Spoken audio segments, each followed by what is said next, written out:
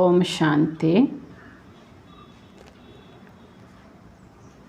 नानात्मा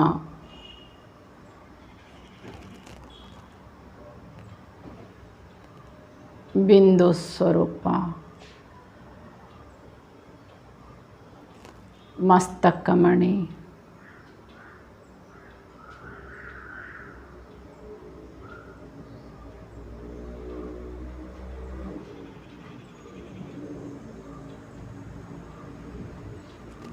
ಪ್ರಕಾಶವಾದ ಮಸ್ತಕಮಣಿ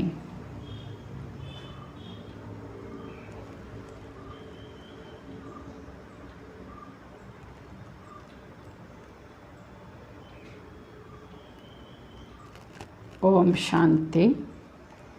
ಈ ದಿನದ ವ್ಯಕ್ತ ಮಹಾವಾಕ್ಯದಲ್ಲಿ ಬಾಬಾ ತಿಳಿಸ್ತಾ ಇದ್ದಾರೆ, ವಿಶ್ವ ಕಲ್ಯಾಣಕ್ಕೆ ನಿಮಿತ್ತರಾಗಿರುವಂತಹ ಆತ್ಮಗಳ ಮಾತು ಸದಾ ಕಲ್ಯಾಣಕಾರಿಯಾಗಿರಬೇಕು। ಮುರಳಿ ದಿನಾಂಕ 27/5/74। अपने मधुर महावाक्यों द्वारा आत्माओं को महान बनाकर विश्व परिवर्तन करने वाले, आत्माओं के कार्य कर्म कहानी को जानने वाले तथा रहमदिल विश्व पिता शिव बाबा बोले, ತನ್ನ ಮಧುರ ಮಹಾವಾಕ್ಯಗಳ ಮೂಲಕ ಆತ್ಮಗಳನ್ನು ಮಹಾನ್ ಮಾಡುವ, ವಿಶ್ವ ಪರಿವರ್ತನೆ ಮಾಡುವ, ಆತ್ಮಗಳ ಕರ್ಮ ಕಥೆಯನ್ನು ಅರಿತಿರುವಂತಹವರು ತಥಾ ದಯಾಸಾಗರ ತಂದೆ ವಿಶ್ವಪಿತ ತನ್ನ ಮಕ್ಕಳ ಜೊತೆಗೆ ಮಾತಾಡ್ತಿದ್ದಾರೆ। आज मैं आवाज़ में आने और आवाज़ से परे जाने में कितना अंतर है, क्या इसके सभी अनुभवी बन चुके हो? ಬಾಬಾ ಪ್ರಶ್ನೆ ಮಾಡ್ತಾ ಇದ್ದಾರೆ। ಶಬ್ದದಲ್ಲಿ ಬರೋದು ಶಬ್ದದಿಂದ ಭಿನ್ನ ಆಗೋದು, ಈ ಎರಡರ ಅಂತರ ನೀವೆಲ್ಲ ಅನುಭವ ಮಾಡಿದ್ದೀರಾ? ಬಾಬಾ ಈ ಮುರಳಿ ನುಡಿಸುವಾಗ ಸ್ವಲ್ಪ ಮೈಕ್ ಡಿಸ್ಟರ್ಬೆನ್ಸ್ ಇತ್ತು, ಶಬ್ದ ಮಾಡ್ತಿತ್ತು। देखो आवाज़ अगर यथार्थ नहीं तो अच्छा नहीं लगता ना। ಬಾಬಾ ಮಾತಾಡ್ಲಿಕ್ಕೆ ಸ್ಟಾರ್ಟ್ ಮಾಡಿದ್ರು, ಮೈಕು ಡಿಸ್ಟರ್ಬ್ ಆಗ್ತಿತ್ತು, ಬಾಬಾನ ಧ್ವನಿ ಕೇಳ್ತಾನೆ ಇರಲಿಲ್ಲ, ಗೊಯಿ ಶಬ್ದ ಜೋರಿತ್ತು। ಅದಕ್ಕೆ ನೋಡಿ, ಮಾತು ಕೇಳುವುದು ಸರಿ ಕೇಳಿಸ್ತಾ ಇಲ್ಲ ಅಂದರೆ ಇಷ್ಟ ಆಗೋದಿಲ್ಲಲ್ಲ ಕೇಳಲಿಕ್ಕೆ। तो यंत्र में जरा भी खिटपिट है तो ऐसे आवाज़ पसंद नहीं करते। ಮಾತು ಕೇಳ್ತಾ ಇದೆ ಆದರೆ ಆ ಮಿಷನಿನ ಕೊರಕರ ಶಬ್ದ ಕೇಳ್ತಾ ಇದೆ, ಜೋರಾಗಿ ಗೊಯ್ ಶಬ್ದ ಬರ್ತಾ ಇದೆ ಅಂದರೆ ಕೇಳಲಿಕ್ಕೆ ಯಾರಿಗೂ ಇಷ್ಟ ಆಗೋದಿಲ್ಲ ಅಲ್ವಾ? ಅದೇ ರೀತಿಯಾಗಿ ಬಾಬಾ ಹೇಳ್ತಿದ್ದಾರೆ, ನಿಮ್ಮ ಈ ಯಂತ್ರ ಅಂದರೆ ಯಾವುದು, ನಮ್ಮ ಈ ಬಾಯಿ ಮುಖ, ಇದು ನಮಗೇನಾಗಿದೆ, ಮೈಕ್ ಆಗಿದೆ। ಈ ಮೈಕ್ ಮೂಲಕ ಬಾಬಾ ಹೇಳ್ತಿದ್ದಾರೆ, ಯಾವಾಗ ಯಥಾರ್ಥ ಹಾಗೂ ಯುಕ್ತಿಯುಕ್ತವಾದಂತಹ ಮಾತು ಬಾಬಾ ಹೇಳ್ತಿದ್ದಾರೆ ಬರೆದಿದ್ದರೆ, ಆ ಸಮಯದಲ್ಲಿ ಬಾಬಾ ಹೇಳ್ತಿದ್ದಾರೆ ಎಲ್ಲರಿಗೇನು ಅನುಭವ ಆಗ್ತದೆ? ಆ ಸಮಯದಲ್ಲಿ ಎಲ್ಲರಿಗೂ ಗೊತ್ತಿದೆ ಮೈಕ್ ಸರಿ ಇಲ್ಲ, ಮಾತು ಕೇಳ್ತಾ ಇಲ್ಲ ಅಂದರೆ ಎಲ್ಲರಿಗೂ ಇಷ್ಟ ಆಗೋದಿಲ್ಲ, ಅಥವಾ ಅನಿವಾರ್ಯ ಹೇಳಲೇಬೇಕು, ಅವ್ರು ಮಾತಾಡ್ತಲೇ ಇದ್ದಾರೆ ಅಂದರೆ ಅಲ್ಲಿ ಯಾರಿಗೂ ಕೇಳಿಸೋದೇ ಇಲ್ಲ, ಹೌದು ತಾನೆ? ಅದೇ ರೀತಿಯಾಗಿ ಬಾಬಾ ಹೇಳ್ತಿದ್ದಾರೆ, ಯಾವಾಗ ಸ್ಥೂಲ ಯಂತ್ರದ ಒಂದು ಶಬ್ದ, ಮೈಕ್ ಶಬ್ದ ಕೊರಕರ ಇದೆ, ಡಿಸ್ಟರ್ಬೆನ್ಸ್ ಇದೆ ಅದು ಅಂದಾಗ ಯಾರಿಗೂ ಇಷ್ಟ ಆಗೋದಿಲ್ಲ। ಅದೇ ರೀತಿಯಾಗಿ ಬಾಬಾ ಹೇಳ್ತಾರೆ, ನ್ಯಾಚುರಲ್ ನಮ್ಮ ಬಾಯಿಂದ ನಾವೇನು ಮಾತಾಡ್ತೇವೆ ಆ ಮಾತು ಅಂದರೆ ಆ ಶಬ್ದನೂ ಕೂಡ ಸ್ವಯಂ ಕೋ ಭಿ और सर्व को भी ऐसे ही अनुभव होना चाहिए। ಹೀಗೆ ಮಕ್ಕಳ ಮಾತು ಕೂಡ ಬಾಬಾ ಹೇಳ್ತಿದ್ದಾರೆ, ಹೇಗೆ ಮೈಕ್ ಡಿಸ್ಟರ್ಬೆನ್ಸಿನ ಮಾತು ಯಾರಿಗಿಷ್ಟ ಆಗಲ್ಲ, ಅದೇ ರೀತಿಯಾಗಿ ಮಕ್ಕಳ ಮಾತಿನಲ್ಲಿ ಕೂಡ ನ್ಯಾಚುರಲ್ ಆಗಿ ಏನಿರಬೇಕಂದ್ರೆ ಅದು ಅನೇಕರಿಗೆ ಸುಖ ಕೊಡುವಂಥ ಅಥವಾ ಖುಷಿ ಕೊಡುವಂಥ ಮಾತಾಗಿರಬೇಕು, ಅದು ಎಲ್ಲರಿಗಿಷ್ಟ ಆಗುತ್ತೆ। ಹೀಗಿದೆಯಾ ನಿಮ್ಮ ಮಾತು, ಈ ಅನುಭವದಲ್ಲಿ ಇದ್ದೀರಾ ಅಂತ ಬಾಬಾ ಕೇಳ್ತಾರೆ। अगर महसूस करो तो इस घड़ी से क्या परिवर्तन हो जाए, क्या जानते हो? ಹಾಗಾದರೆ ಬಾಬಾ ಮೈಕಿನ ಉದಾಹರಣೆಯನ್ನು ಕೊಡುತ್ತಾ ಈಗೇನು ಹೇಳಲಿಕ್ಕೆ ಬಾಬಾ ಮುಂದುವರಿತಿದ್ದಾರೆ ಇದು ನಿಮಗೆ ಈಗಾಗಲೇ ಅರ್ಥ ಆಗಿರ್ಬೋದು ತಾನೆ। इस घड़ी से सदा काल के लिए व्यर्थ बोल, विस्तार करने वाले बोल, समय व्यर्थ करने वाले बोल, अपनी कमजोरियों द्वारा अन्य आत्माओं को संग दोष में लाने वाले बोल सब समाप्त हो जाएंगे। ಅದಕ್ಕೆ ಅಲ್ಲಿ ಬಾಬಾ ಮಾತಾಡುವ ಮೈಕ್ ಸರಿ ಇಲ್ಲ ಅಂತ ಎಲ್ಲರಿಗೂ ಬೇಸರ ಆಯಿತು. ಅಯ್ಯೋ ಬಾಬಾ ಭಗವಂತ ಮಾತಾಡ್ತಿದ್ದಾರೆ ಆದರೆ ಮೈಕ್ ಸರಿ ಇಲ್ಲ. ಹಾಗೆ ಬಾಬಾ ಹೇಳ್ತಾ ಇದ್ದಾರೆ, ಮಕ್ಕಳೇ ನಿಮ್ಮದು ಸಹ ಮಾತು ಸದಾಕಾಲ ವ್ಯರ್ಥ ಮಾತಾಗಿರಬಾರ್ದು, ಮಾತು ವಿಸ್ತಾರ ಆಗಿರಬಾರ್ದು. ಬಾಬಾ ಹೇಳ್ತಿದ್ದಾರೆ ಮಾತಿನಲ್ಲಿ ವ್ಯರ್ಥ ಸಮಯ ಕಳೆಯಬಾರ್ದು. ಈ ರೀತಿ ನಿಮ್ಮ ಬಾಬಾ ಹೇಳ್ತಿದ್ದಾರೆ ದುರ್ಬಲ ಮಾತು ಅನ್ಯ ಆತ್ಮಗಳಿಗೆ ಸಂಘದೋಷದಲ್ಲಿ ಸಿಕ್ಕೊಳ್ಳುವಂಥ ಮಾತಾಗಿರಬಾರ್ದು. ಇವೆಲ್ಲ ಸಮಾಪ್ತಿ ಆಗಬೇಕಾಗಿದೆ. ಮಾತಿನ ಅನೇಕ ತೊಂದರೆಗಳೇನಿದ್ದಾವೆ ಇವೆಲ್ಲ ಸಮಾಪ್ತಿ ಆಗಬೇಕು. ಮಹಾನ್ ಆತ್ಮಕ್ಕೆ ಹರ್ ಬೋಲ್ ಕೋ ಮಹಾವಾಕ್ಯ ಕಹಾ ಜಾತಾ ಹೈ. ಹೀಗೆ ಬಾಬನ ಮಕ್ಕಳ ಮಾತುಗಳು, ನೀವು ಮಹಾತ್ಮರು ಅಂತ ಬಾಬಾ ಹೇಳ್ತಾರೆ, ಮಹಾತ್ಮರ ಮಾತು ಒಂದೊಂದು ಮಾತು ಮಹಾವಾಕ್ಯವಾಗ್ತದೆ. महावाक्य अर्थात महा बनने के महावाक्य, महावाक्य विस्तार नहीं होते. ಮಹಾವಾಕ್ಯ ಅಂದರೆ ಒಂದೇ ಮಾತು ನೀವು ಯಾರಿಗೆ ಹೇಳಿದರೂ ಕೂಡ ಆ ಮಾತು ಅವರಿಗೆ ಉಪಯೋಗ ಆಗಬೇಕು, ಆ ಮಾತಿನ ಅವರಿಗೆ ಖುಷಿಯಾಗಿರಬೇಕು, ಆ ಮಾತು ಅವರಿಗೆ ಏನಾದ್ರೂ ವರದಾನ ಆಗಿರಬೇಕು. ಇದಕ್ಕೆ ಮಹಾವಾಕ್ಯ. ಮಹಾವಾಕ್ಯ ಅಂದರೆ ವಿಸ್ತಾರ ಇರಲ್ಲ. जैसे वृक्ष के अंदर बीज महान है और उसका विस्तार नहीं होता है, लेकिन उसमें सारा सार होता है, ऐसे ही महावाक्य के विस्तार नहीं होता किंतु उसमें सारा होता है. कैसे सार युक्त, युक्ति युक्त, योग युक्त, शक्ति युक्त, स्नेह युक्त, स्वमान युक्त और स्मृति युक्त बोलते हो. ಈಗ ಬೀಜದಲ್ಲಿ ವೃಕ್ಷ ಅಡಕವಾಗಿದೆ, ವೃಕ್ಷ ವಿಸ್ತಾರ ಇದೆ, ಬೀಜ ಸಂಕ್ಷಿಪ್ತ ಇದೆ. ಆದರೆ ಬಾಬಾ ಹೇಳ್ತಿದ್ದಾರೆ ಬೀಜದಲ್ಲಿನ ವೃಕ್ಷ ಇದೆ ಅನ್ನೋದು ವೃಕ್ಷ ಬೆಳೆದಾಗ ಗೊತ್ತಾಯಿತು, ವಿಸ್ತಾರಕ್ಕೆ ಬಂದಾಗ. ಅದೇ ರೀತಿಯಾಗಿ ಬಾಬಾ ಹೇಳ್ತಾ ಇದ್ದಾರೆ ಇಲ್ಲಿ ವೃಕ್ಷದ ಸಾರ ಬೀಜ, ಬೀಜದ ವಿಸ್ತಾರ ವೃಕ್ಷ. ಅರ್ಥ ಆಯ್ತು ತಾನೆ? ಹಾಗೇನೆ ಮಕ್ಕಳ ಮಾತು ಬೀಜ ರೂಪವಾಗಿರ್ಬೇಕು, ತಿಳ್ಕೊಳ್ಳೋಕೆ ವಿಸ್ತಾರ ಅರ್ಥ ಆಗ್ತದೆ. ಇದಕ್ಕೆ ಮಹಾವಾಕ್ಯ ಅಂತ ಹೇಳಾಗುತ್ತೆ ಬೀಜಕ್ಕೆ. ಆದರೆ ಬಾಬಾ ಹೇಳ್ತಾ ಇದ್ದಾರೆ ಮಕ್ಕಳ ಮಾತು ಬೀಜದಂತೆ, ಅಂದರೆ ಸದಾಕಾಲ ಆ ಮಾತಿನಲ್ಲಿ ರಹಸ್ಯ ಇರಬೇಕು, ಯುಕ್ತಿಯುಕ್ತ ಮಾತಿರಬೇಕು, ಯೋಗಯುಕ್ತವಾದ ಮಾತಿರಬೇಕು, ಶಕ್ತಿಯುಕ್ತ ಮಾತಾಗಿರಬೇಕು, ಸ್ನೇಹಯುಕ್ತವಾಗಿರಬೇಕು, ಸ್ವಮಾನಯುಕ್ತವಾಗಿರಬೇಕು, ಸ್ಮೃತಿಯುಕ್ತವಾದ ಮಾತಾಗಿರಬೇಕು. ನೋಡಿ, ಮಕ್ಕಳ ಮಾತು ಇದು ಹಾಳು ಹರಟೆ ಆಗಿರಬಾರ್ದು, ಮಕ್ಕಳ ಮಾತು ಜಗಳ ಕಲಹಕ್ಕೆ ಅವಕಾಶ ಆಗಿರಬಾರ್ದು, ಅಥವಾ ವಾದ ವಿವಾದದಲ್ಲಿ ಸಮಯ ಕಳೆಯುವ ಮಾತಾಗಿರಬಾರ್ದು. ಎಷ್ಟು ಚಂದ ನಿಮ್ಮ ಮಾತಿರಬೇಕು ಎಂಬುದನ್ನು ಬಾಬಾ ವಿವರಿಸ್ತಿದ್ದಾರೆ. ಹೀಗಿದೆಯಾ ನಿಮ್ಮ ಮಾತು, ಹೀಗಿದೆಯಾ, ಇದೇ ರೀತಿ ಮಾತಾಡ್ತಿದ್ದೀರಾ? जैसे आजकल की दुनिया में जो विनाशी पद धारण करने वाली विशेष आत्मा है वह भी अपने हर बोल को चक कर फिर ही बोलते हैं कि कहीं मेरे द्वारा ऐसा कोई एक बोल भी ना निकले कि जो जोश में व साथियों में संघर्ष का आधार बने. ಈಗ ಮಿನಿಸ್ಟ್ರುಗಳೆಲ್ಲ ಯಾವುದೇ ಕಾರ್ಯಕ್ರಮದಲ್ಲಿ ಮಾತಾಡಬೇಕಾದ್ರೆ ಸೀದಾ ಹೋಗಿ ನಿಂತು ಮಾತಾಡಲ್ಲ. ಈ ದೊಡ್ಡ ದೊಡ್ಡ ವ್ಯಕ್ತಿಗಳು ಏನು ಮಾತಾಡಬೇಕು ಎಂಬುದನ್ನು ಮೊದಲು ಅವ್ರ ಸೆಕ್ರೆಟರಿಗಳನ್ನು ಅವರಿಗೆ ಆ ವಿಷಯವನ್ನು ಬರೆದು ಕೊಡ್ತಾರೆ. ಅವರು ಒಂದು ಬಿಟ್ಟು ಎರಡು ಸಲ ಅದನ್ನು ಓದ್ಕೊಂಡಿರ್ತಾರೆ. ಒಂದು ಮಾತು ಅದರಲ್ಲಿ ವ್ಯತ್ಯಾಸ ಬಂದರೆ ಕೇಳುವ ಸಭಿಕರು ಅಥವಾ ಜೊತೆಗಾರರು, ಅಲ್ಲಿ ಪಾರ್ಟಿಯಲ್ಲಿರೋರು, ಸಭೆಯಲ್ಲಿರೋರು ಏನು ಮಾಡಬಾರ್ದು, ಅಲ್ಲಿ ಗಲಾಟೆ ಸಂಘರ್ಷ ಉತ್ಪನ್ನ ಆಗಬಾರ್ದು ಮಾತಿನಿಂದ. ಅಷ್ಟು ಗಮನ ಇಟ್ಕೊಂಡು ಅಲ್ಲಿ ಅದಕ್ಕೆ ಅವರು ಬರ್ಕೊಂಡು ಅದನ್ನು ಓದಿ ಹೇಳ್ತಾರೆ. ಹೀಗೆ ಬಾಬಾ ಹೇಳ್ತಿದ್ದಾರೆ ನೀವು ವಿಶ್ವ ಕಲ್ಯಾಣಕಾರಿ ಆತ್ಮಗಳು, ಅಂದರೆ ನಿಮ್ಮ ವಿಶ್ವ ಕಲ್ಯಾಣದ ಮಾತು ಹೇಗಿರಬೇಕು, ಇಂಥ ಶ್ರೇಷ್ಠ ಕಾರ್ಯಕ್ಕೆ ನೀವು ನಿಮಿತ್ತ ಆಗಿದ್ದೀರಿ. ನೀವು ಶ್ರೇಷ್ಠ ಆತ್ಮಗಳು, ವಿಶ್ವದ ವಿಶೇಷ ಆತ್ಮಗಳು, ಅಂದರೆ ನಿಮ್ಮ ಸ್ಥಿತಿ ಕೂಡ ವಿಶೇಷನೇ ಆಗಿರಬೇಕು ತಾನೆ.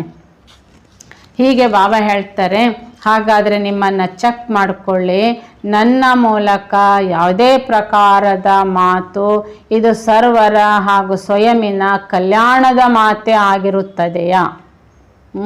ವ್ಯರ್ಥದ ಯಾವುದೇ ಮಾತು ಬಾಬಾ ಹೇಳ್ತಾರೆ ನಾನು ಮಾತಾಡೋದನ್ನು ಬಿಟ್ಬಿಟ್ಟಿದ್ದೇನೆ.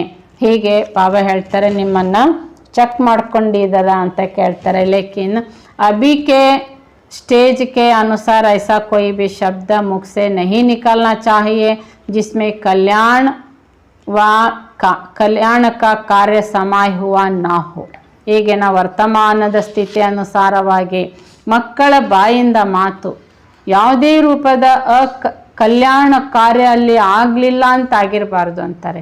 ಅಂಥ ಮಾತು ಮಕ್ಕಳದು ಇರಬಾರ್ದು. ಮೊದಲು ಕೂಡ ಮಕ್ಕಳಿಗೆ ಬಾಬಾ ಮಾತಿನ ಬಗ್ಗೆ ತುಂಬ ಜಾಗೃತಿಯನ್ನು, ಒಂದು ಶಿಸ್ತನ್ನು ಮಕ್ಕಳಿಗೆ ಬಾಬಾ ಕಲಿಸ್ತಲೇ ಬಂದಿದ್ದಾರೆ.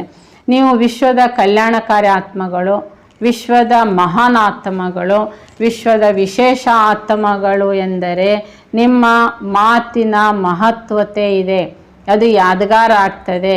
ಅದಕ್ಕೆ ಬಾಬಾ ಹೇಳ್ತಾರೆ ನೋಡ್ರಿ, ಭಕ್ತಿ ಮಾರ್ಗದಲ್ಲಿ ಈಗಲೂ ಸಹ ಏನು ಮಾಡ್ತಾರೆ ಅಂದರೆ, ಆ ದೇವರ ಭಕ್ತಿ ಮಾಡಬೇಕಾದ್ರೆ ಆ ದೇವರ ಮುಂದೆ ಏನು ಮಾತಾಡಬಾರ್ದು, ಏನು ಮಾತಾಡಬೇಕು ಅಲ್ಲಿ ಅದನ್ನು ಗಮನ ಇಟ್ಕೊಂಡು ನಡೀತಾರೆ.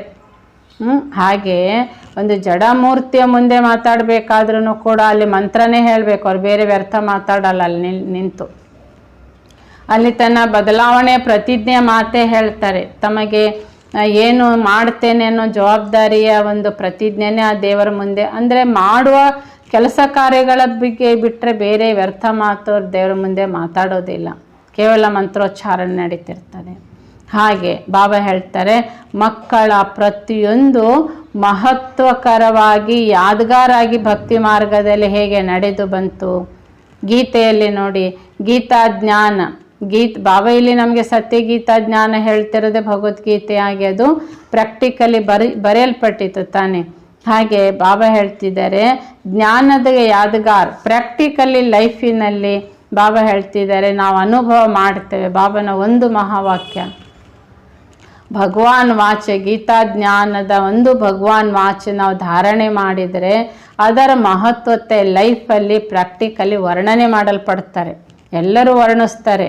ನೋಡಿ, ವರ್ತಮಾನ ಜಗತ್ತಿನಲ್ಲಿ ಮೊದಲು ನಿಮ್ಮ ಬಗ್ಗೆ ತಿಳ್ಕೊಳ್ಳಿ, ನಾನು ಮಹಾನ್ ಆತ್ಮ ಆಗಿದ್ದೇನೆ.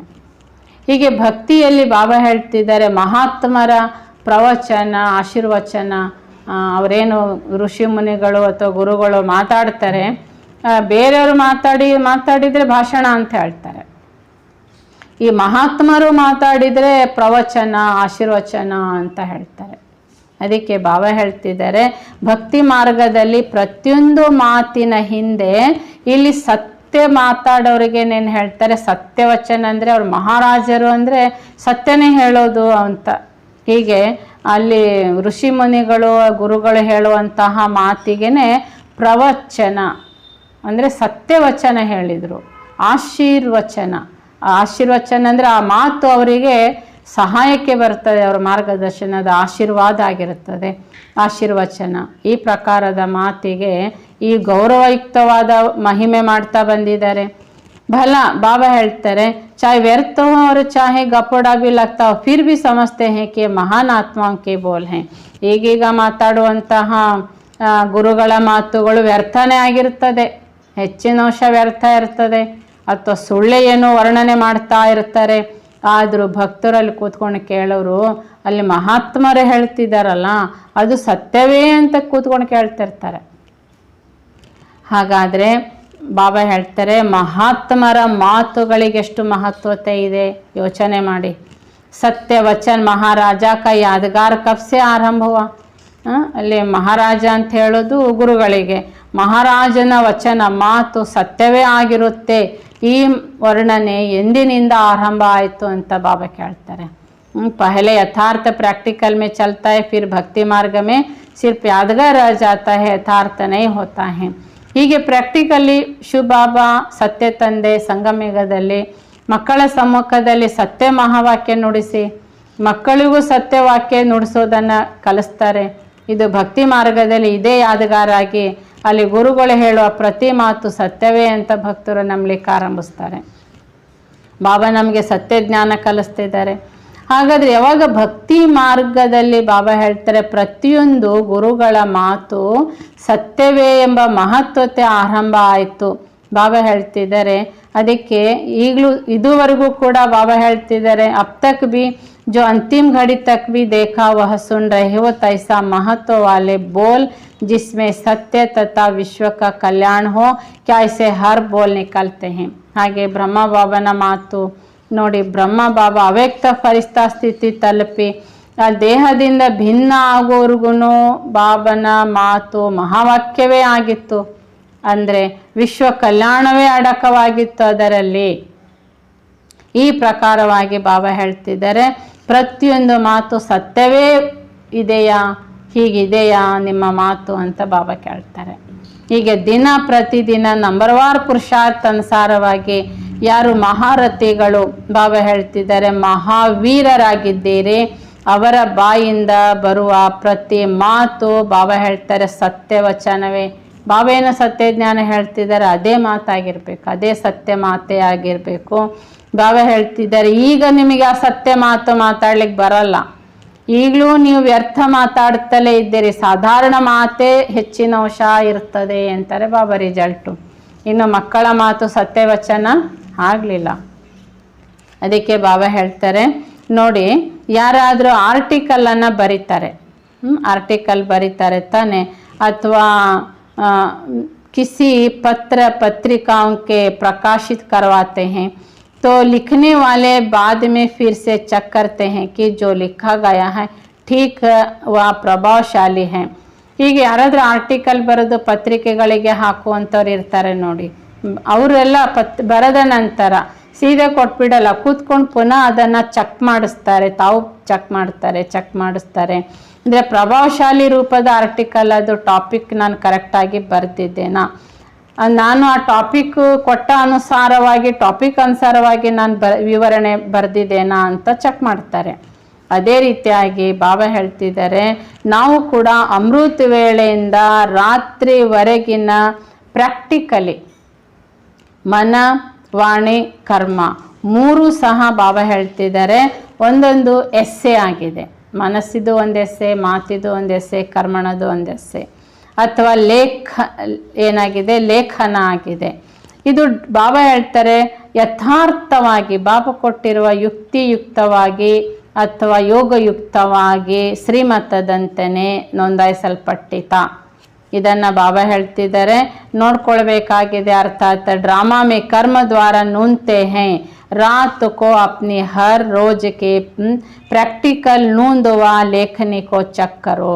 ಹೀಗೆ ಪ್ರತಿದಿನ ರಾತ್ರಿ ಮನ ವಾಣಿ ಕರ್ಮ ಇದು ಮೂರಕ್ಕೂ ಬಾಬಾ ಏನು ಶಿಸ್ತು ಕೊಟ್ಟಿದ್ದಾರೆ ಅಥವಾ ನಿಯಮ ಕೊಟ್ಟಿದ್ದಾರೆ, ರಾತ್ರಿ ಬಾಬನ ಸಮ್ಮುಖದಲ್ಲಿ ಪ್ರಾಕ್ಟಿಕಲಿ ಹಗಲಿಡಿ ನಾವು ಇದನ್ನು ಹೇಗೆ ಬರ್ದಿದ್ದೇವೆ ಅಂದರೆ ಯೂಸ್ ಮಾಡಿದ್ದೇವೆ ಶ್ರೀಮತದಂತೆ, ಇದನ್ನು ಬಾಬನ ಸಮ್ಮುಖದಲ್ಲಿ ಚೆಕ್ ಮಾಡ್ಕೋಬೇಕು.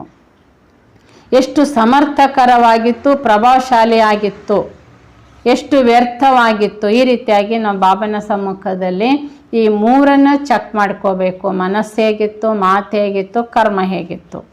ಹೀಗೆ ಬಾಪ್ತಾದನ ಬಳಿಗೆ ಪ್ರತಿಯೊಂದು ಮಗುವಿನ ಪ್ರತಿ ಕ್ಷಣದ ಮೂರು ರೂಪ ಯಾವುದು ಮನಸ ವಾಚ ಕರ್ಮಣದಿಂದ ಪ್ರಾಕ್ಟಿಕಲಿ ನಾವು ಏನು ಮಾಡಿದ್ದೇವೆ ಇದು ಪ್ರತಿ ಕ್ಷಣದ ಪ್ರಾಕ್ಟಿಕಲಿ ಸೃಷ್ಟಿ ನಾಟಕದಲ್ಲಿ ನೋಂದಾವಣೆ ಆಗ್ತಾ ಇರುತ್ತೆ. ಇದರಿಂದ ಬಾಬಾ ಹೇಳ್ತಿದ್ದಾರೆ ರಿಸಲ್ಟ್ ಏನು ಕಾಣ್ಬೋದು ಬಾಬಾ ಕೇಳ್ತಿದ್ದಾರೆ ಇದುವರೆಗೆ 75% ಮಕ್ಕಳ ಅಧಿಕ ರಿಸಲ್ಟ್ ಏನಿದೆ ಅಂತಾರೆ ವ್ಯರ್ಥ ಮಾತು, ಸಾಧಾರಣ ಮಾತೇ ಕಂಡು ಬರ್ತಾ ಇದೆ. ಬಾಬಾ ಹೇಳ್ತಿದ್ದಾರೆ ಈ ವರ್ತಮಾನ ಸಮಯದ ಲೆಕ್ಕಾಚಾರದಂತೆ ಮಕ್ಕಳ ಮಾತು ಸತ್ಯ ಮಹಾರಾಜನ ಮಹಾತ್ಮರ ಮಾತಿನಂತೆ ಇರಬೇಕಿತ್ತು. ಆದರೆ ಬಾಬಾ ಹೇಳ್ತಾ ಇದ್ದಾರೆ ಅನೇಕ ಆತ್ಮಗಳು ಪುರುಷಾರ್ಥ ಇನ್ನೂ ತುಂಬ ಡೌನ್ ಇದೆ, ಅಂದರೆ ಪುರುಷಾರ್ಥ ಸಾಧಾರಣವಾಗಿದ್ದೆ. ಅದಕ್ಕೆ ಬಾಬಾ ಹೇಳ್ತಿದ್ದಾರೆ ಸಾಧಾರಣ ಮಾಡಲಿಕ್ಕೂ ಕೂಡ ನೀವೇ ನಿಮಿತ್ತರಾಗಿದ್ದೀರಿ. ಈಗ ಯಾರು ಪುರುಷಾರ್ಥ ಡೌನ್ ಇದೆ ಅಂತಂದರೆ ಮಾಡಿಸೋರು ಕೂಡ ಏನಿದ್ದೀರಿ ಡೌನ್ ಇದ್ದೀರಿ. ಅದಕ್ಕೋಸ್ಕರ ಬಾಬಾ ಹೇಳ್ತಾರೆ अब यह वरदान ड्रामा अनुसार सबको प्राप्त नहीं है, बहुत थोड़े आत्मा है उनको बहुत थोड़ा सा अर्थात 25% ऐसा श्रेष्ठ वरदान प्राप्त होना आरंभ हुआ है. ಆದರೆ ವರ್ತಮಾನ ಸಮಯದಲ್ಲಿ ಬಾಬಾ ಹೇಳ್ತಾರೆ ಮಕ್ಕಳು ಇನ್ನೂ 75% ಅವರ ಮಾತು ಮಹಾವಾಕ್ಯ ಅನ್ನುವ ಅನುಭವ ಸಭಿಕರಿಗೆ ಆಗುವಷ್ಟು ತಲುಪಿಲ್ಲ. ಬಾಬಾ ಹೇಳ್ತಾರೆ ಮಕ್ಕಳು ಈಗ 25% ಶ್ರೇಷ್ಠ ಈ ವರದಾನ ಪ್ರಾಪ್ತಿ ಮಕ್ಕಳು ಮಾಡ್ಕೊಂಡಿದ್ದಾರೆ. ಅದಕ್ಕೋಸ್ಕರ ನಿಮ್ಮ ಜವಾಬ್ದಾರಿ ಬಾಬಾ ಹೇಳ್ತಿದ್ದಾರೆ ಅರ್ಥ ಮಾಡಿಕೊಂಡು, ನಿಮ್ಮ ಮಹತ್ವತೆ ಅರ್ಥ ಮಾಡಿಕೊಂಡು ನೀವು ಪ್ರತಿಯೊಂದು ಮಾತು ಅಟೆನ್ಷನ್ ಕೊಟ್ಟು ಮಾತಾಡಬೇಕು. ನಾವೇನು ಮಾತಾಡಿದ್ರೆ ನಡೀತದೆ ಅಥವಾ ನಾವು ಮಾತಾಡಿದ ಸತ್ಯನೇ ಮಾತಾಡಿದ್ದೇನೆ ಅಂತ ಬಾಬಾ ಹೇಳ್ತಾರೆ, ಅದು ಏನೇನೋ ಮಾತಾಡಿರಬಾರ್ದು. ಮಾತಿಗೆ ಬಾಬಾ ಇವತ್ತು ಏನೆಲ್ಲ ನಮಗೆ ಮಾತಿನ ಬಣ್ಣ ಹೇಗಿರಬೇಕು ಎಂಬುದನ್ನು ಕಲಿಸ್ತಿದ್ದಾರೆ. आप लोग साधारण रीति से बोलेंगे, लेकिन आप महान आत्माओं के बोल सत्य होने के कारण कई आत्माओं का कल्याण हो जाता है. ಬಾಬಾ ಹೇಳ್ತಾರೆ, ನಾವು ಮಾತಾಡಿದ್ದು ಸಾಧಾರಣ ಮಾತಾಡಿರ್ಬೋದು, ನೀವೇನೇನೋ ಅದಕ್ಕೆ ಕತೆ ಉಪಕತೆ ಅಥವಾ ಏನೆಲ್ಲ ಸೇರಿಸಿ ಮಾತಾಡಿಲ್ಲ, ನೇರವಾಗಿ ಸತ್ಯ ಹೇಳಿದ್ದೀರಿ. ಆದರೆ ಬಾಬಾ ಹೇಳ್ತಾ ಇದ್ದಾರೆ, ಸತ್ಯ ಮಾತೆ ಹೇಳಿರೋದರಿಂದಾಗಿಯೇ ಬಾಬಾ ಹೇಳ್ತಾರೆ ಅನೇಕ ಆತ್ಮಗಳ ಕಲ್ಯಾಣ ಸತ್ಯ ಮಾತಿನಲ್ಲಿ ಅಡಕವಾಗಿರುತ್ತದೆ. ಅದಕ್ಕೋಸ್ಕರ ಭಕ್ತಿಯಲ್ಲಿ ನೋಡಿ ಬಾಬಾ ಹೇಳ್ತಿದ್ದಾರೆ, ವರದಾನದ ಜೊತೆಗೆ ಆ ವರದಾನಕ್ಕೆ ವರ್ಣನೆ ಕೂಡ ನಡೀತದೆ. आप देते नहीं, लेकिन ऐसे व्यर्थ चलन व व्यर्थ बोल कल्याण के निमित्त ಆಟೋಮೆಟಿಕಲಿ ಬನ್ ಜಾತೆ हैं. ಆದರೆ ಬಾಬಾ ಹೇಳ್ತಿದ್ದಾರೆ, ಮಕ್ಕಳು ವ್ಯರ್ಥ ನಡವಳಿಕೆ ವ್ಯರ್ಥ ಮಾತು ಇತ್ತು ಅಂದರೆ ಬೇರೆಯವರಿಗೆ ಮಾಡ್ತಾ ಇಲ್ಲ, ನೀವೇ ನಿಮಗೆ ಮಾಡ್ಕೊಳ್ತಾ ಇದ್ದೀರಿ ಅಂದ್ರೂ ಕೂಡ ಇದರಿಂದ ಅಕಲ್ಯಾಣಕ್ಕೆ ನೀವು ನಿಮಿತ್ತರಾಗ್ಬಿಡ್ತೀರಿ. ಆಟೋಮೆಟಿಕಲಿ ಬಾಬಾ ಹೇಳ್ತಾರೆ, ನಮ್ಮದನ್ನು ಬೇರೆಯವ್ರು ನೋಡ್ತಾರಲ್ಲ ವ್ಯರ್ಥತೆ, ಅದು ಅವರಿಗೆ ಪ್ರಭಾವಶಾಲಿ ಆಗ್ಬಿಡ್ತದೆ. अर्थात सुनने वाले न देखने वाले साधारण आत्मा आपके बोल और कर्म द्वारा गिरती कला में अर्थात पुरुषार्थहीन की स्थिति में चले जाते हैं. ಹೀಗೆ ನಮ್ಮ ವ್ಯರ್ಥ ಮಾತು ಕೇಳೋರು ಅಥವಾ ನಮ್ಮ ಸಾಧಾರಣ ನಡವಳಿಕೆ ಸಾಧಾರಣ ಕರ್ಮ ನೋಡೋರು ಏನಾಗ್ಬಿಡ್ತಾರೆ, ಅವರು ಏರುವ ಪುರುಷಾರ್ಥದ ಬದಲಾಗಿ ಇನ್ನೂ ಕೆಳಗಿಳಿಯವರಾಗ್ಬಿಡ್ತಾರೆ. इस प्रकार वह आप द्वारा ಶ್ರಾಪಿತ हो जाते. ಹೀಗೆ ಬಾಬಾ ಹೇಳ್ತಾರೆ, ಬಾಬನ ಮಕ್ಕಳು ಮಹಾತ್ಮರ ಈ ಸಾಧಾರಣ ಮಾತು ಸಾಧಾರಣ ಕರ್ಮ ನೋಡಿ ಅವರಿಗೆ ಎತ್ತರಕ್ಕೆ ಹೋಗೋ ಪುರುಷಾರ್ಥ ಮಾಡೋ ಇಂಟ್ರೆಸ್ಟ್ ಬರಲಿಲ್ಲ. ನೀವೇನು ಹೇಳಲಿಲ್ಲ, ನಿಮ್ಮನ್ನು ನೋಡಿದ್ರು ಅವರು, ಆ ಕಾರಣಕ್ಕೆ ಅವ್ರು ನಿಮ್ಮನ್ನೇ ನೋಡಿ ಅವ್ರು ಕೆಳಗಿಳಿದ್ರು ಅಂದರೆ ಏನಾಯಿತು, ನೀವು ಅವರಿಗೆ ಶಾಪ ಕೊಡೋರಾಗ್ಬಿಟ್ರಿ. ವಿಶ್ವ ಕಲ್ಯಾಣಕ್ಕೆ निमित्त अगर आत्मा न चाहते हुए न सोचते हुए साधारण रीति से भी किसी आत्मा को श्रापित करने कार्य में निमित्त बन जाती है तो उसको क्या कहेंगे, वरदानी कहेंगे क्या? ಬಾಬಾ ಕೇಳ್ತಿದ್ದಾರೆ, ನೀವು ವಿಶ್ವ ಕಲ್ಯಾಣಕ್ಕೆ ನಿಮಿತ್ತ ಆತ್ಮಗಳು, ಆದರೆ ನಿಮ್ಮ ಸಾಧಾರಣ ಯೋಚನೆ ಸಾಧಾರಣ ಮಾತು ಸಾಧಾರಣ ಕರ್ಮ ಮತ್ತೊಂದು ಆತ್ಮಕ್ಕೆ ಮತ್ತೊಂದು ಆತ್ಮ ಅದನ್ನು ನೋಡಿತು, ಮಾಡೋ ಉತ್ಸಾಹ ಬರಲಿಲ್ಲ, ಮತ್ತವರು ಕೆಳಮಟ್ಟ ಕೇಳುತ್ತಿದ್ದಾರೆ ಎಂದಾಗ ಬಾಬಾ ಹೇಳ್ತಾರೆ, ಹಾಗಾದರೆ ನೀವು ಮಾಡಿದ್ದು ವರದಾನ ಕೊಡುವ ಕಾರ್ಯನೋ ಹೌದಾ ಅಥವಾ ನಿಮಗೆ ಯಾವ ಲಿಸ್ಟಿಗೆ ಸೇರಿಸ್ಬೇಕು ಅಂತ ಬಾಬಾ ಕೇಳ್ತಾರೆ. ಇಷ್ಟು ಬಾಬಾ ಹೇಳ್ತಿದ್ದಾರೆ, ಸೂಕ್ಷ್ಮವಾದಂತಹ ಚೆಕ್ಕಿಂಗ್ ವರ್ತಮಾನ ಸಮಯದಲ್ಲಿ ಮಕ್ಕಳಿಗೆ ಮಾಡಿಕೊಳ್ಳೋದು ಅವಶ್ಯಕತೆ ಇದೆ. ನಮ್ಮ ಮಾತು ಮನಸ್ಸು ಮಾತು ಕರ್ಮ ಮೂರು. ಯಾಕೆಂದರೆ ಬಾಬಾ ಹೇಳ್ತಿದ್ದಾರೆ, ಈಗ ನಮ್ಮ ಶ್ರೇಷ್ಠ ಜೀವನ ವಿಶ್ವ ಸೇವಾ ಪ್ರತಿಯಾಗಿದೆ.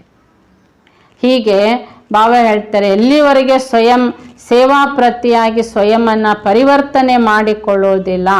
ಬಾಬಾ ಹೇಳ್ತಿದ್ದಾರೆ, ಈ ಪರಿವರ್ತನೆಯಿಂದಾಗಿ ಅನೇಕ ಆತ್ಮಗಳ ಸ್ವಭಾವ ಸಂಸ್ಕಾರ ಪರಿವರ್ತನೆ ಆಗಬೇಕಾಗುತ್ತೆ. ಹೀಗಾಗಿ ಬಾಬಾ ಹೇಳ್ತಿದ್ದಾರೆ, ಇಲ್ಲಿ ಪರಿವರ್ತನೆ ಆಗೋ ಬದಲಾಗಿ ಅವರು ಇನ್ನೂ ಏನಾಗ್ತಿರ್ತಾರೆ, ಕಲಿಯುಗದಲ್ಲಿ ಹಾಳಾಗಲಿಕ್ಕೆ ನೀವು ಕಾರಣೀಭೂತರಾಗಬಾರ್ದು.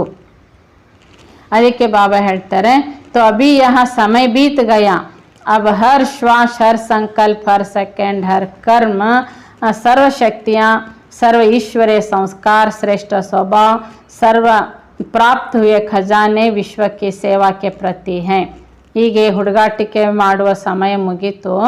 ಅದಕ್ಕೆ ಬಾಬಾ ಹೇಳ್ತಾ ಇದ್ದಾರೆ, ಮಕ್ಕಳೇ ಈಗ ಸಮಯ ಏನು ನಡೀತಾ ಇದೆ, ನಿಮ್ಮ ಪ್ರತಿ ಶ್ವಾಸ ಪ್ರತಿ ಸಂಕಲ್ಪ ಪ್ರತಿ ಸೆಕೆಂಡು ಪ್ರತಿ ಕರ್ಮ ಸರ್ವ ಶಕ್ತಿಗಳು ಈಶ್ವರೀಯ, ಬಾಬಾ ಹೇಳ್ತಾರೆ ಸರ್ವ ಈಶ್ವರೀಯ ಸಂಸ್ಕಾರ ಶ್ರೇಷ್ಠ ಸ್ವಭಾವ ಸರ್ವ ಪ್ರಾಪ್ತಿ ಸರ್ವ ಖಜಾನೆ ಪ್ರಾಪ್ತಿ ಮಾಡಿಸಿಕೊಳ್ಳುವ ವಿಶ್ವ ಸೇವಾ ಪ್ರತಿನೇ ಆಗಿರಬೇಕು. अगर अभी तक भी स्वयं के ही प्रति लगाते हो तो फिर प्रारब्ध क्या मिलेगी. ಆದರೆ ಇದುವರೆಗೆ ಬಾಬಾ ಹೇಳ್ತಾರೆ ನಿಮ್ಮ ಮನ ವಚನ ಕರ್ಮ ಶ್ವಾಸ ಸೆಕೆಂಡು ಪ್ರತಿಯೊಂದು ಇನ್ನು ನಿಮ್ಮ ಕಲ್ಯಾಣಕ್ಕೇ ನಿಮಗೇನೆ ಬಳಕೆ ಮಾಡ್ತಾ ಇದ್ದೀರಿ ಅಂದರೆ, ವಿಶ್ವ ಕಲ್ಯಾಣಕ್ಕೆ ಯೂಸೇ ಮಾಡ್ತಾ ಇಲ್ಲ ಅಂದರೆ ನಿಮಗೇನು ಪ್ರಾರಬ್ಧ ಸಿಗ್ತದೆ. मास्टर रचयिता बनेंगे या रचना. रचना स्वयं के प्रति होते हैं परंतु रचयिता रचना के प्रति होता है. ನೀವು ಮಾಸ್ಟರ್ ರಚಯಿತಾ ಆಗಿದ್ದೀರಾ ಅಥವಾ ರಚನಾ. ಬಾಬಾ ಹೇಳ್ತಾರೆ ರಚನಾ ಅಂದರೆ ಮಕ್ಕಳು, ರಚಯಿತ ಅಂದರೆ ತಂದೆ. ತಂದೆ ಯಾವಾಗಲೂ ತನ್ನದ್ದೇನಂತ ಮಾಡಲ್ಲ, ಮಕ್ಕಳಿಗಾಗೇನಂತ ಮಾಡ್ತಿರ್ತಾರೆ. ಮಕ್ಕಳು ತಂದೆಗಾಗಿ ಅಂತೇನು ಮಾಡುವುದಿಲ್ಲ. ಹಾಗೆ ಬಾಬಾ ಕೇಳ್ತಾ ಇದ್ದಾರೆ ನೀವು ರಚಯಿತ ಆಗಿದ್ದೀರಾ, ಇನ್ನು ನೀವು ಮಕ್ಕಳಾಗೇ ಇದ್ದೀರಾ. ಈಗ ಬಾಬಾ ಹೇಳ್ತಾರೆ ನೀವು ಮಾಸ್ಟರ್ ರಚಯಿತ ಇನ್ನೂ ಆಗಲಿಲ್ವಾ. ಭವಿಷ್ಯದಲ್ಲಿ ಬಾಬಾ ಹೇಳ್ತಾರೆ ಹಾಗಾದರೆ ವಿಶ್ವದ ಮಾಲೀಕರು ನೀವಾಗೋದಿಲ್ಲ. ಈಗ ಶಿವಬಾಬಾ ತಂದೆಯಾಗಿ ಹೇಗೆ ಮಾಡ್ತಿದ್ದಾರೆ ಹಾಗೆ ನೀವು ಮಾಸ್ಟರ್, ನೀವು ತಂದೆನೇ ಆಗಬೇಕು, ನೀವು ಕೊಡೋರೇ ಆಗಬೇಕಾಗಿದೆ. ಆಗ ನಾಳೆ ವಿಶ್ವದ ಮಾಲೀಕರಾಗ್ತೀರಿ. ಈ ಪ್ರಕಾರವಾಗಿ ಈಗ ಮಕ್ಕಳು ಸಂಪೂರ್ಣ ಸ್ಟೇಜಿಗೆ ಅಂದರೆ ಸಂಪೂರ್ಣ ಬಾಬಾ ಹೇಳ್ತಿದ್ದಾರೆ ಫೈನಲ್ ರಿಸಲ್ಟಿನ ಸಮಯ ಸಮೀಪಿಸಿದೆ. ರಿಸಲ್ಟ್ ಔಟ್ ಬಾಪ್ ದಾದನ ಮುಖದಿಂದ ಬಾಬಾ ಹೇಳ್ತಿದ್ದಾರೆ ಆಗ್ತದ. ರಿಸಲ್ಟ್ ಹೇಗೆ ಔಟ್ ಆಗ್ತದೆ. बाप दादा मुख द्वारा नहीं करेंगे या कोई कागज व बोर्ड पर नंबर नहीं लिखेंगे. रिजल्ट ಔಟ್ ಆಗೋದು ಹೇಗೆ. ಬಾಬಾ ಬ್ರಹ್ಮನ ತನುವಿನಲ್ಲಿ ಅಥವಾ ದಾದಿಯ ಶರೀರದ ಮೂಲಕ ನಮಗೆ ರಿಸಲ್ಟ್ ಅನೌನ್ಸ್ ಮಾಡ್ತಾರಾ? ಇಲ್ಲ. ಅಥವಾ ನಮ್ಮ ರಿಸಲ್ಟನ್ನು ಬರೆದು ಬೋರ್ಡಿಗೆ ಹಾಕ್ತಾರಾ? ಇಲ್ಲ. ಆಗ ರಿಸಲ್ಟ್ ಹೇಗೆ ಗೊತ್ತಾಗ್ತದೆ ಅಂದರೆ ಬಾಬಾ ಹೇಳ್ತಿದ್ದಾರೆ ರಿಸಲ್ಟ್ ಔಟ್ ಕೈಸಾ ಹೋಗ. ಮತ್ತು ನಮಗೆ ಬಾಬಾ ಪ್ರಶ್ನೆ ಮಾಡ್ತಾರೆ, ನೀವೇ ಯೋಚನೆ ಮಾಡಿ, ನಾವೀಗ ಏನು ಪುರುಷಾರ್ಥ ಸೇವೆ ಏನು ಮಾಡ್ತಿದ್ದೇವೆ ಇದರ ರಿಸಲ್ಟ್ ಔಟ್ ಹೇಗಾಗ್ತದೆ. आप स्वयं ही स्वयं को अपनी योग्यताओं प्रमाण अपने अपने निश्चित नंबर के योग्य समझेंगे और सिद्ध करेंगे. ನೋಡಿ ರಿಸಲ್ಟ್ ಬಾಬಾನೂ ಮಾಡಲ್ಲ ಅಥವಾ ಯಾವುದೇ ಬೋರ್ಡಲ್ಲೇನೋ ಹಾಕಲ್ಲ. ನಾವೇ ನಮ್ಮನ್ನು ಚೆಕ್ಕಿಂಗ್ ಮಾಡಿಕೊಂಡು ನಮ್ಮ ಯೋಗ್ಯತೆ ಅನುಸಾರವಾಗಿ ನಮಗೆ ನಿಶ್ಚಿತವಾಗಿರುವಂತಹ ನಂಬರ್ ಏನಿದೆಯಲ್ಲ ಅದು ನಮ್ಮ ಮೂಲಕನೇ ಸಿದ್ಧ ಆಗಲಿಕ್ಕೆ ಸ್ಟಾರ್ಟ್ ಆಗುತ್ತೆ. ನಾವು ನಾಳೆ ಸತ್ಯಯುಗದಲ್ಲಿ ಯಾವ ನಂಬರ್ ಯಾವ ಪದವಿಯನ್ನು ಪಡಿತೇವೆ ಎಂಬುದು ಇಲ್ಲಿಯೇ ಸಂಗಮ ಯುಗದಲ್ಲಿ ಮಕ್ಕಳದು ರಿಸಲ್ಟ್ ಮಕ್ಕಳ ಮೂಲಕನೇ ಗೊತ್ತಾಗ್ತಾ ಹೋಗ್ತದೆ. ಆಟೋಮೆಟಿಕಲಿ ಬಾಬಾ ಹೇಳ್ತಿದ್ದಾರೆ ಅವರ ಮುಖದಿಂದ ಸ್ವಯಂ ಪ್ರತಿ ಫೈನಲಿ ರಿಸಲ್ಟಿನ ನಂಬರ್ ಇಲ್ಲಿ ಯೋಚನೆನೂ ಮಾಡಲ್ಲ ಅಂತೆ. ಆ ಸಮಯದಲ್ಲಿ ತಕ್ಷಣ ನಮ್ಮ ರಿಸಲ್ಟ್ ನಮ್ಮ ನಂಬರ್ ಏನಿದೆ ಅದು ನಮ್ಮ ಬಾಯಿಂದಲೇ ಬಂದ್ಬಿಡುತ್ತೆ. ಹಾಗೂ ನಡವಳಿಕೆಯಲ್ಲಿ ಆ ಪದವಿಯ ನಡವಳಿಕೆನೇ ಆಗಿರುತ್ತದೆ. ನಡವಳಿಕೆ ಮೂಲಕನೂ ಸ್ಪಷ್ಟವಾಗಿ ಭವಿಷ್ಯದ ಪದವಿ ಕಾಣ್ತದೆ. ಇದುವರೆಗೆ ಬಾಬಾ ಹೇಳ್ತಿದ್ದಾರೆ ನೀವು ರಾಯಲ್ ಪುರುಷಾರ್ಥಿಗಳಾಗಿ ರಾಯಲ್ ಭಾಷೆಯಲ್ಲೇ ನಡೀತಾ ಇದ್ದೀರಿ. ಏನು ಹೇಳ್ತೀರಿ, ಇನ್ನು ಸ್ವಲ್ಪ ಸಮಯ ಇದೆ, ರಾಯಲ್ ಭಾಷಾ ರಿಯಲ್ ಹೋ ಜಾಯಿಗಿ. ಸ್ವಲ್ಪ ಸಮಯದಲ್ಲಿ ಬಾಬಾ ಹೇಳ್ತಿದ್ದಾರೆ ನಮಗೇನು ಬಾಬಾ ಈ ಶಿಕ್ಷಣ ಸತ್ಯ ಕಲಿಸಿದ್ದಾರೆ ಇದು ರಿಯಲ್ ಆಗಿ ಕಾಣಿಸ್ತದೆ. जैसे कल्प पहले का गायन है, रॉयल पुरुषार्थियों का कितना भी स्वयं को बनाने का पुरुषार्थ करे लेकिन सत्यता रूपी दर्पण के आगे रॉयल की रियल दिखाई देगा. ಬಾಬಾ ರಾಯಲ್ ಪುರುಷಾರ್ಥಿಗಳು ಎಷ್ಟೇ ತಮ್ಮನ್ನು ರಾಯಲ್ ಪುರುಷಾರ್ಥಿ ಅಂದರೆ ಹೊರನೋಟದಲ್ಲಿ ತುಂಬ ಎಲ್ಲ ರೂಪದಿಂದ ಮಾಡೋರು ಅಂತ ಕಾಣಿಸ್ಕೊಳ್ತಾ ಇರ್ತಾರೆ. ಆದರೆ ಸತ್ಯ ದರ್ಪಣದ ಮುಂದೆ ಬಾಬಾ ಹೇಳ್ತಿದ್ದಾರೆ ರಾಯಲಿನ ರಿಯಲ್ ಏನಿದೆ ಅದು ಕಂಡು ಬರ್ತದೆ. तो आगे चलकर ऐसे सत्य बोल, सत्य वृत्ति, सत्य दृष्टि, सत्य वायुमंडल, सत्य वातावरण और सत्य संगठन प्रसिद्ध दिखाई देगा. ಮುಂದಕ್ಕೆ ಬಾಬಾ ಏನು ಹೇಳ್ತಾ ಇದ್ದಾರೆ, ಮಕ್ಕಳ ನಡವಳಿಕೆಯಿಂದ ಸತ್ಯ ಮಾತು, ಸತ್ಯ ವೃತ್ತಿ, ಸತ್ಯ ದೃಷ್ಟಿ, ಸತ್ಯ ವಾಯುಮಂಡಲ ಹಾಗೂ ಸತ್ಯ ವಾತಾವರಣದಲ್ಲಿ ಸತ್ಯ ಸಂಘಟನೆ ಇದು ತುಂಬ ಪ್ರಸಿದ್ಧಿ ಆಗ್ತದೆ. ಅರ್ಥಾತ್ ಬ್ರಾಹ್ಮಣ ಪರಿವಾರ ಬಾಬಾ ಹೇಳ್ತಾರೆ ಮುಂದೆ ಒಂದು ಶೀಶ್ ಮಹಲ್, ಗಾಜಿನ ಮನೆ.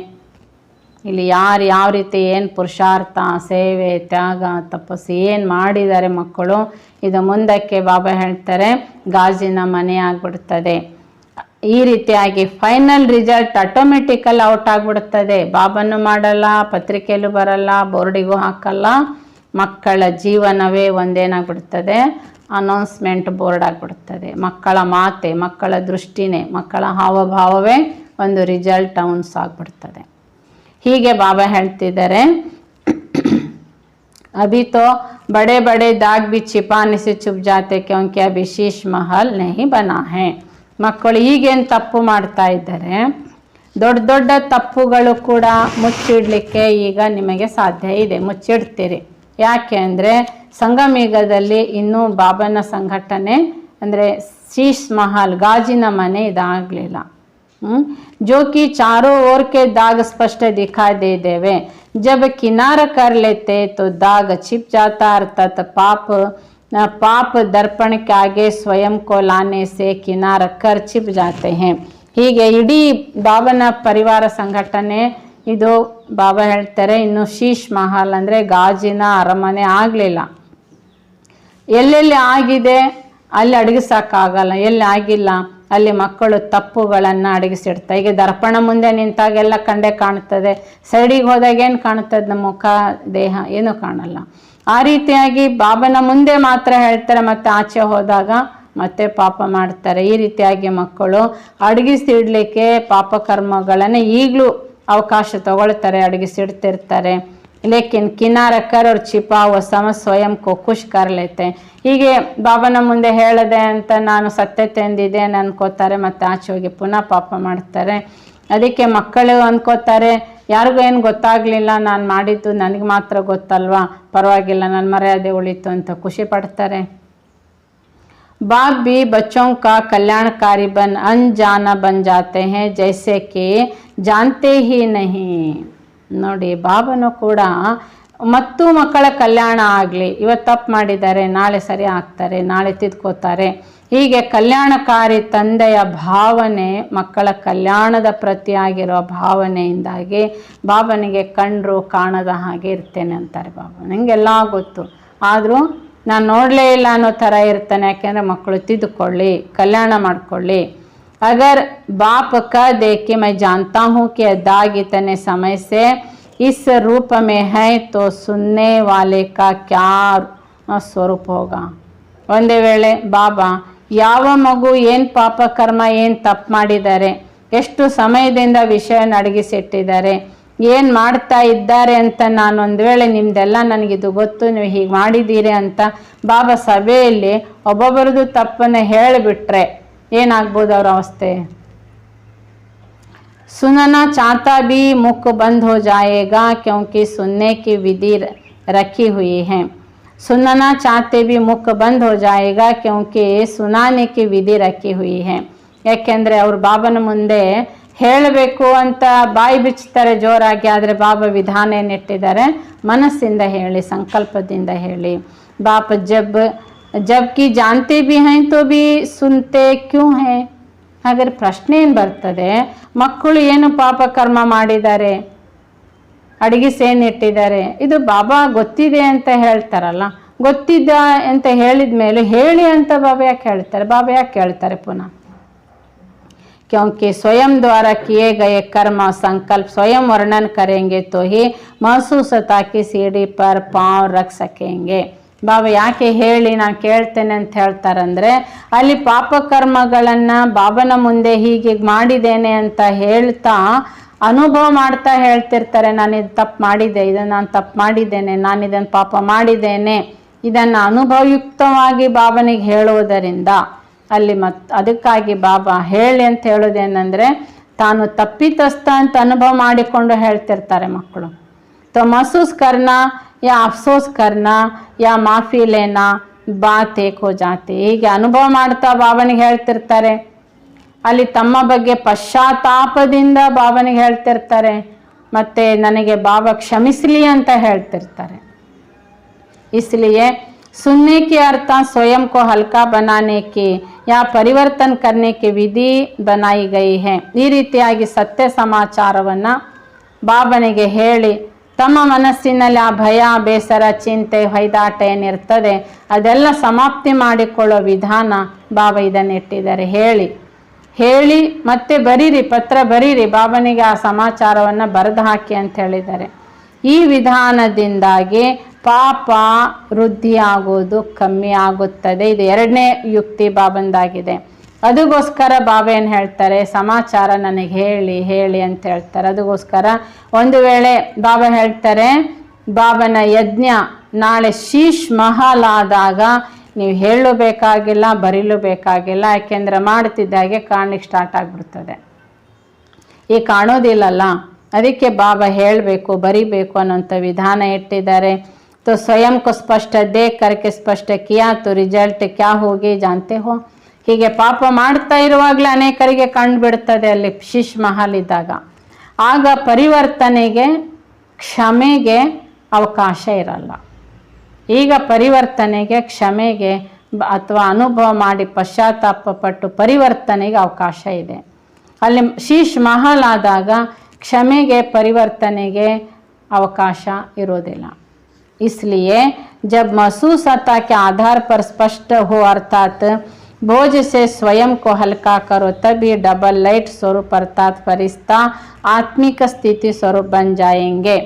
ಆದ್ದರಿಂದ ನಮ್ಮ ಒಳಗಿನ ಎಲ್ಲ ಸಮಾಚಾರವನ್ನು ಅನುಭವ ಮಾಡುತ್ತಾ, ಪಶ್ಚಾತ್ತಾಪ ಪಡುತ್ತಾ, ಹೊರೆಯಿಂದ ನಾನು ಇದನ್ನು ಮುಕ್ತ ಆಗಬೇಕು ಅನ್ನುವಂಥ ಗುರಿ ಇಟ್ಟುಕೊಂಡು ಬಾಬನಿಗೆ ಸಮಾಚಾರವನ್ನು ಬರಿತಾ ಹೇಳ್ತಾ ಬರಬೇಕು.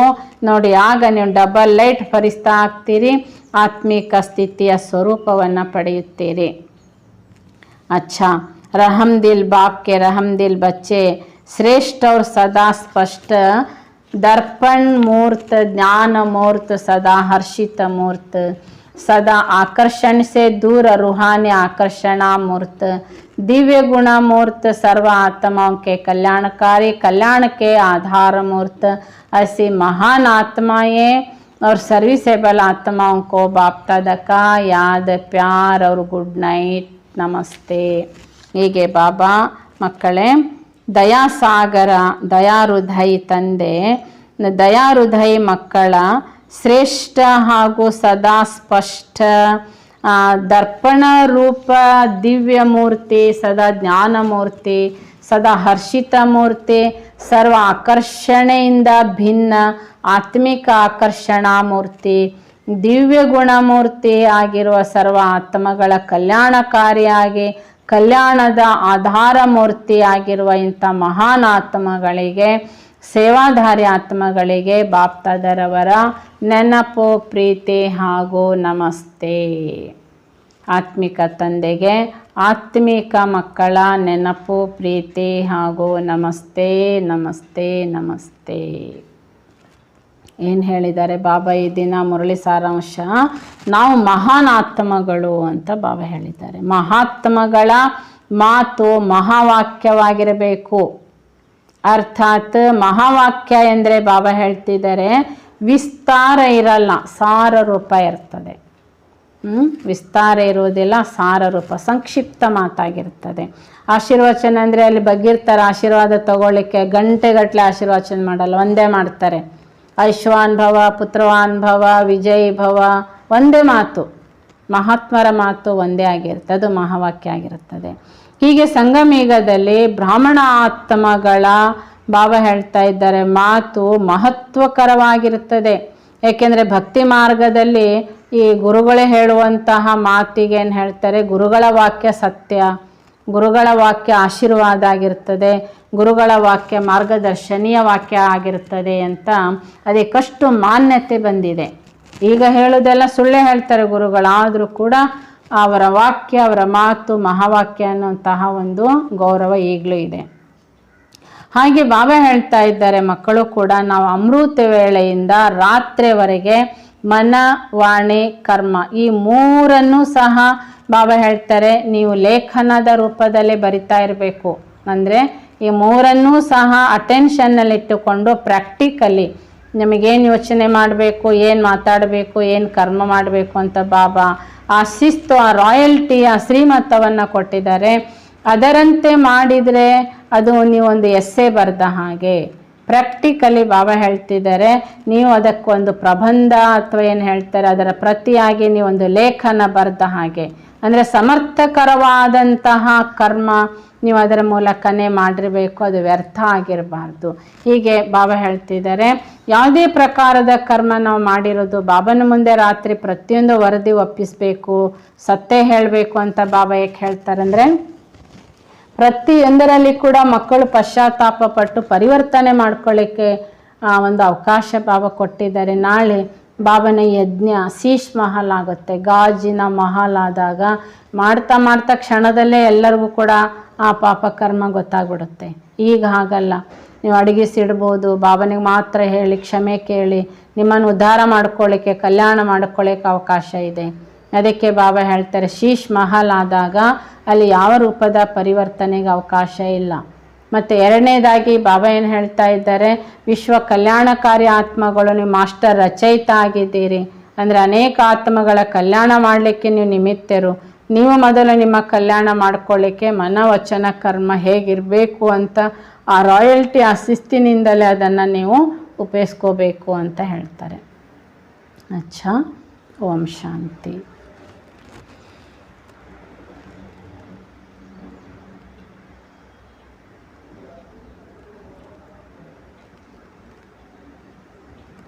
ನಾನಾತ್ಮ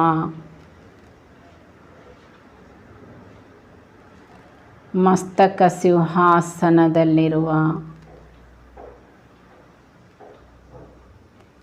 ಪ್ರಕಾಶವಾಗಿ ಬೆಳಗುತ್ತಿರುವ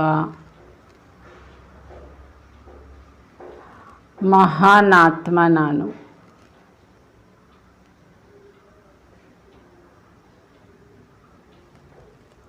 ವಿಶ್ವ ಕಲ್ಯಾಣಕಾರಿ ಆತ್ಮ ನಾನು.